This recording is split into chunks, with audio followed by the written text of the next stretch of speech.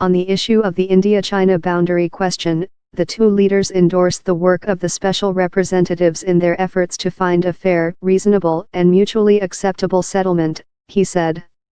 And the two leaders also underscored that in the meantime it is important to maintain peace and tranquility in all areas of the India-China border region, Gokhale said.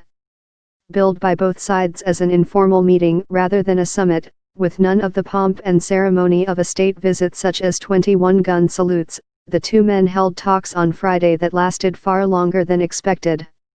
It also included a personal tour of a major museum by Xi. Chinese state media has praised the tone of the trip. The overseas edition of the ruling Communist Party's official People's Daily said in a front-page commentary, on Saturday, two great countries ought to have great cooperation, and showed a large picture of the two leaders shaking hands.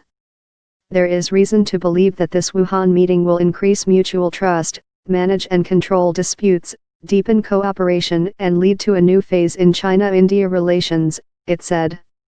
It is quite clear that strategic agreement between the two countries far exceeds the specific differences, and the need for cooperation far exceeds local friction, it said.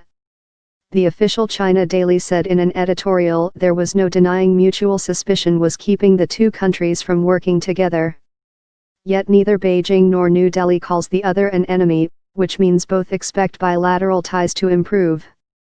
Indeed, China and India are natural partners, it said. Despite the upbeat statements, which on Friday included Modi inviting Xi to India for a similar informal summit next year, the nations' differences are significant. As well as disputes over stretches of a 3,500 kilometers, 2,200 miles, border, they are bumping up against each other in the Indian Ocean and squabbling over Xi's signature Belt and Road Infrastructure Initiative.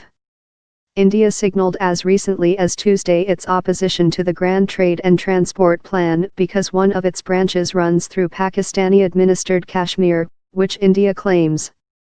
India has long been suspicious of China's traditionally close ties with Pakistan. China is also suspicious of India's hosting of the Dalai Lama and other exiled Tibetans.